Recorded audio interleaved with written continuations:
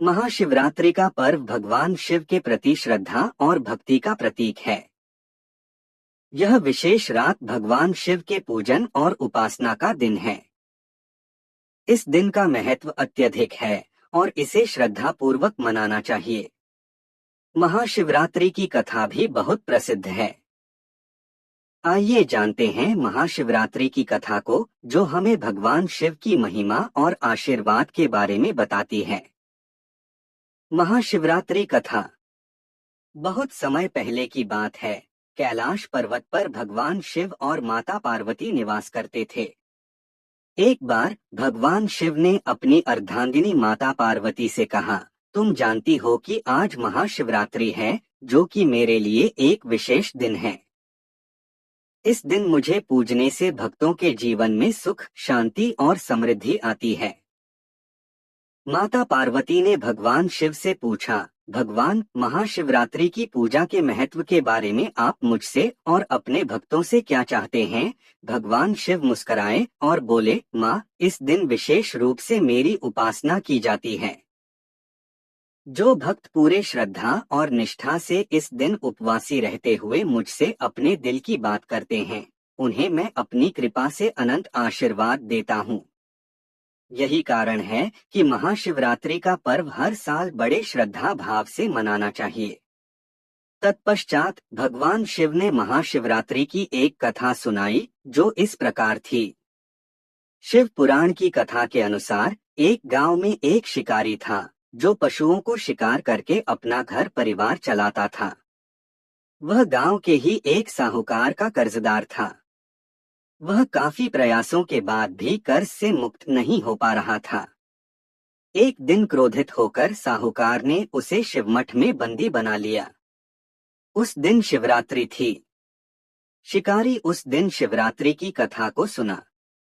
शाम के समय में उसे साहूकार के सामने पेश किया गया तो शिकारी ने वचन दिया कि अगले दिन वह सभी कर्ज को चुकाकर मुक्त हो जाएगा।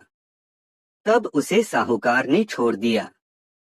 शिकारी वहां से जंगल में गया और शिकार की तलाश करने लगा। वह एक तालाब के किनारे पहुंचा। वहां पर वह एक बेल के पेड़ पर अपना ठिकाना बनाने लगा।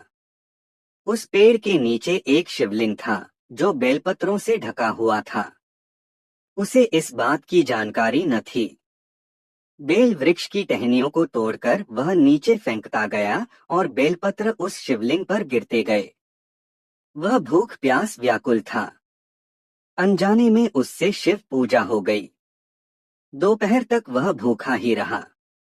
रात में एक गर्भवती हिरण तालाब में पानी पीने आई, तभी शिकारी उसे मारने के लिए धनुष बाण तैयार कर लिया। उस हिरण ने कहा कि वह बच्चे को जन्म देने वाली है, तुम एक साथ 2 हत्या न करो। बच्चे को जन्म देकर तुम्हारे पास आ जाऊंगी, तब तुम शिकार कर लेना। यह सुनकर शिकारी ने उसे जाने दिया। कुछ देर बाद एक और हिरण आई तो शिकारी उसका शिकार करने को तैयार हो गया। तभी उस हिरण ने कहा कि वह अभी ऋतु से मुक्त हुई है। वह अपने पति की तलाश कर रही है, क्योंकि वह काम के वशीभूत है। वह जल्द ही पति से मिलने के बाद शिकार के लिए उपस्थित हो जाएगी। शिकारी ने उसे भी छोड़ दिया। देर रात एक हिरण अपने बच्चों के साथ उस तालाब के पास आई। शिकार एक साथ कई शिकार देखकर खुश हो गया। वह शिकार करने के लिए तैयार हो गया। तभी उस हिरण ने कहा कि वे अपने बच्चों के साथ इनके पिता की तलाश कर रही है। जैसे ही वो मिल जाएंगे तो वह शिकार के लिए आ जाएगी।